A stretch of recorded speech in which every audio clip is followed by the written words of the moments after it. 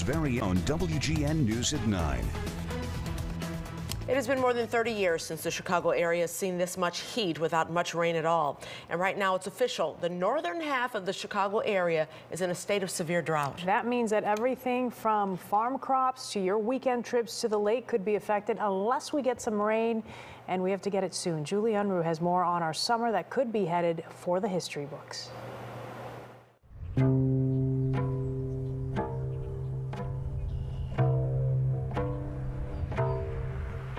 33 years ago, you could see the sweat rolling down people's faces. Under a blistering hot sun, there was little escape. Illinois was cooking back then. It was the drought of 1988. What's scary about this year is we are drier than we were at this point in 1988 going into that summer. Our own chief meteorologist remembers it all too well. Tom Skilling, he was working in the WGN Weather Center that summer. If you had taken the agricultural losses across the country and you had factored them in on a national basis, that would have been, just from an agricultural standpoint, the biggest natural disaster, the most expensive natural disaster to occur, bar none, in this country. Exceeding the 1989 earthquake in San Francisco and Hurricane Katrina from 2005. Katrina caused tens of billions of dollars in damages. There were 47 days in 1988 in which we passed 90 degrees, and there were 7 days in which we passed 100. No single summer has had that number of hot days. I grow an epimedium. This is a one-year plant. You know who else remembers 1988? Illinois farmers. Phil King is a plant propagator in McHenry County, growing baby plants in his greenhouses to sell to high-end nurseries, estates, even botanic gardens. McHenry, in particular, is suffering this year and waiting for much-needed rain. This reminds me of '88, but this was July, mid to late July into August. We're in early June. One soybean farmer we spoke with said he's down 11 inches of rain right now. King, he's down 6 inches at his farm, and records show the region has had only 20% the normal amount of rain since March 1st. Corn crops there are showing signs of stress too. But there is no moisture. I mean, we're a foot in the ground, and you can see there is no moisture. Bone dry. It should be knee high in 41 days of growth. This corn is well past 41 days, and we're about halfway there. Deep cracks in the soil and hard layers of dirt are already forming. Sadly, sending any rain that does fall away from the roots of the corn where it's needed most. Soybeans are currently holding their own, but farmers overall bank on an inch of rain a week during growing season. Right now, they're getting under a quarter of an inch per week.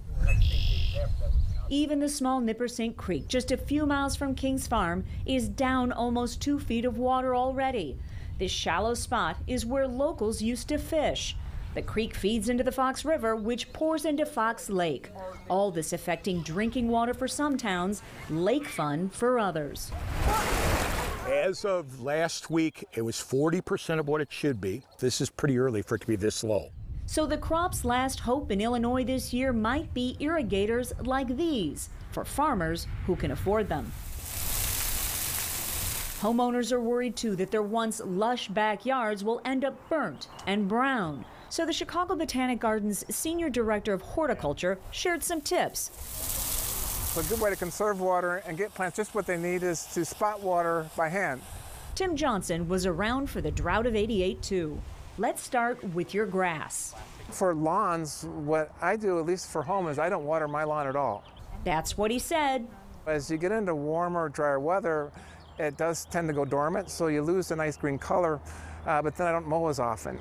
He also doesn't cut the grass as short. Johnson suggests mowing to 3.5 inches rather than to 2 inches or 2.5. It makes for a stronger root system, he says. My lawn's always greener than everyone else's on the block because I don't water.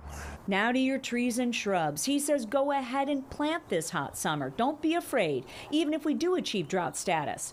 But anything planted this summer or in the past 2 summers needs to be hand watered at the base. Hit those roots, making newer trees the priority. Losing one can be costly. And if you have to water, he suggests doing it around 4 or 5 a.m., only 1 to 2 times a week maximum. Otherwise, roots become too shallow. It's much better to water less frequently and deeper versus really often. And while the drought's not a sure thing, there's plenty to watch on the weather front as we head into the real heat of summer. We're far enough along that this is a real concern. During a pandemic, in a year when some Americans are fighting cicadas and with the potential for a drought here in the Midwest, we sure are looking for a bright spot. Well, our Tom Skilling found one. Lake levels have been too high lately, eroding our lakeshore. They've dropped by some 18 inches from a year ago, and that's not a bad thing. Julie Unruh, WGN News. And Tom is here to tell us a little bit more about this. You say some areas are going to be hit worse than others, right? Well, you know, essentially, if you go north of I-88, several rains that have hit the southern suburbs have not occurred up there. So Phil was up in McHenry County. We're hearing from farmers there that the corn leaves are curling. Yeah. That's a sign the plants are under stress. And we'll have a couple of key periods coming up here where these plants pollinate. And you've got to get rain during that period for the corn ears to fill out and soybeans to develop properly. So we've got some issues. Heat and drought go hand in hand. 88 was so hot because it was very, very dry. And when the soil is dry, it's amazing. We watch weather systems come in and dry up, and I think there's a relationship between soil moisture and the amount of moisture that's transpired into the atmosphere by plants. They too diminish during periods of drought, and that's when the air really heats up.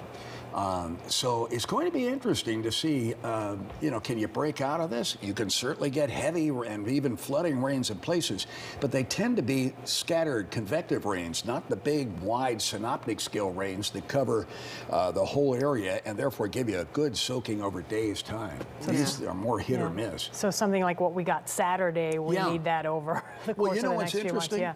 Inch and a half of rain Saturday, big rain, and yet we're only adding that into what we should have had since March 1. We still have had less than half the normal amount of rain, 42% in the city.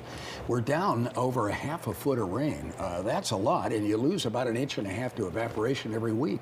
So it's got to keep raining. It's a lot of numbers. Okay. Thank you, Tom. See you guys. As those scorching temperatures hit Texas, residents are being asked to turn